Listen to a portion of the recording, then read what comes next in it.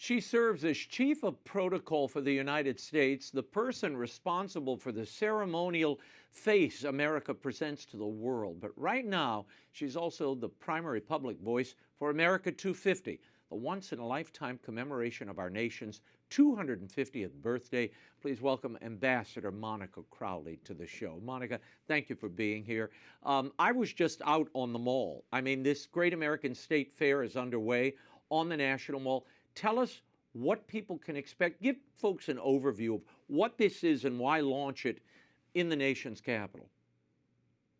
Well, it's great to be with you, Raymond. Thank you so much for having me. And yes, you know, the president asked me to be his administration's representative to all of the major U.S. hosted events during his term, of course, including Freedom 250. And what we decided over the last year and a half is that the president really wanted to deliver to the American people the greatest and momentous celebration in our nation's history. And so for the last year and a half, that's exactly what we have put together. And now, of course, it's all culminating in these 2 weeks around July 4th. So we have the Great American State Fair, which launched this week on the National Mall, and it will run for 16 days through July 10th.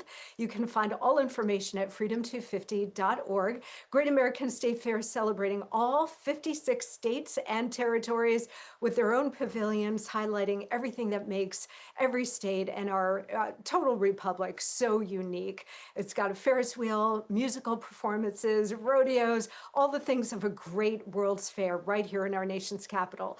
And then, of course, on July 4th, Raymond, we are going to celebrate American exceptionalism, our exceptional history, our God-given freedoms, and of course, our love of country. And what we decided is that we wanted to really bring the country together with these celebrations of America's 250th birthday. We all know about the divisions in this country, and they are very serious. But this birthday actually gives us a chance to unite around a shared sense of patriotism and a renewed sense of civic pride. Yeah, and President Trump helped kick off these festivities, and they will run for a number of weeks, as only he can. Watch. 10 days from now, our country will celebrate one of the most monumental milestones in human history. We will mark 250 years of glorious American freedom. In 1776, our founding fathers met in Philadelphia and changed the world forever and ever with a thing called the Declaration of Independence. They proclaimed the eternal truth that we are endowed by our Creator with the rights to life, liberty, and the pursuit of happiness.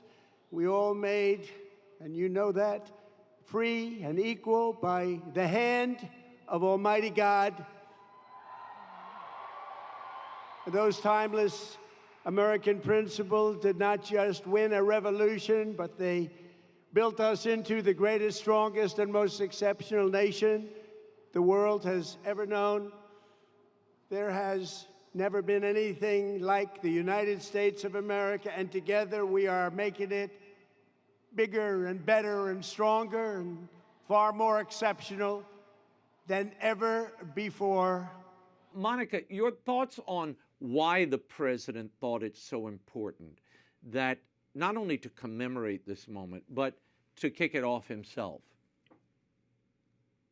Well, as we all know, President Trump truly loves the United States of America. He deeply loves America and everything that it stands for, which is why he's president of the United States, to try to restore America to its foundational principles and restore a sense of American greatness.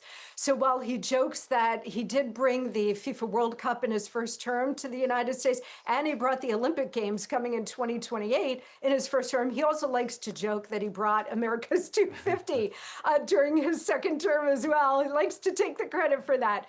He has such a fundamental understanding of what this country means to the American people, all of the enormous sacrifices of those generations who have come before us to deliver these kinds of freedoms that are unique in the world, and of course our exceptional history, that he wanted to honor our country with the greatest celebration the world has ever seen. And of course, domestically, we had talked about what's happening in Washington, D.C. New York City will also be hosting hosting a massive celebration with a parade of tall ships in New York Harbor going up the Hudson River on July 4th. And every state is throwing its own party, and of course, every community as well. So freedom250.org, you can find out all the details. But this president is so deeply invested in America, which is why he is in office and why he's put everything on the line to serve this country and bring it back. And that's why he wanted America's special birthday to really highlight our exceptionalism, highlight the Declaration, the Constitution, which of course came later after the Revolution, to try to restore a sense of understanding among the American people of what this country was really founded on, its beliefs, and what made it a superpower, both a great power and also a good power in only 250 years. That exceptionalism and that sense of patriotism is such a gift, and we want to make sure that every American going forward has that gift in their heart. You know, I was out on the mall today. I went to the Great American State Fair, and to get on that Ferris wheel and to overlook the entire vista, and I thought, this is one of the rare times that anybody, particularly a family together, will be able to go up and see that vista from the middle of the mall, you know, all the way down to the Washington Monument, really all the way to Lee's house in Arlington Cemetery, and the Capitol on the other side.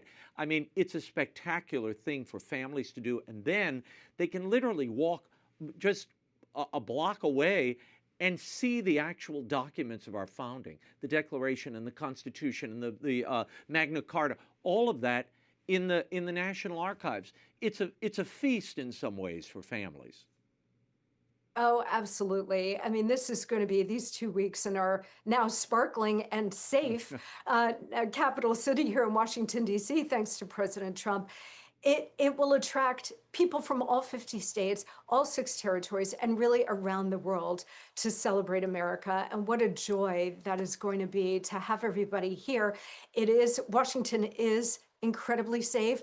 We have been working with DHS, Department of Homeland Security, U.S. Secret Service, the Park Police, the Interior Department, Washington, D.C. Police. So know that when you come here, you will be safe and have the greatest experience. You're exactly right. The National Archives are right down the street. You can go there and see our founding documents in person. I encourage everybody to do that while they're here and really read the words and understand our nation's foundations and why we are here and what makes America so worth fighting for and so worth celebrating. Monica, I have to ask you, you are the chief of protocol for the United States. Tell the audience, A, what that means, and then what is it like? I mean, I watch you. I don't know how you keep the schedule. I mean, Trump exhausts me everywhere he goes because he's up watching a UFC fight till, I don't know, midnight. And then at 3 a.m., he's getting on a plane to go on an international trip, and you went on that trip. What is it like accompanying this president who never sleeps? I mean, I remember you behind Xi and he when we were meeting. To get that vantage point on these historical moments means what to you? Well, it means the world, and it's such a great honor and a blessing for me to serve my country, the country I love so deeply, and to serve this president who really has put everything on the line to save the United States of America. It's such an honor and a joy for me to be part of it, even when I'm getting no sleep. And yes, I was on that flight, which left JBA at 3:30 in the morning en route to France for the G7. And I tell everybody on the plane, guys, the first hour of this flight is not safe. Do not change your clothes. Do not go to sleep because he will walk the plane and talk to all of us. But what a pleasure and what an honor that is, too. So we happily operate on no sleep because we know that, of course, we're serving the greatest president and his agenda, but we're also serving the country that has given all of us so much. So no complaints from me. This is absolutely a blessing to do this every single day. The biggest challenge, Raymond, is, of course, keeping up with boss. Yeah, and they, this isn't like other administrations that said, oh, he's on it, he's there all the time. This guy really is. I mean, he never sleeps. I don't know how he does it. And I'm just at home watching it, and I'm exhausted.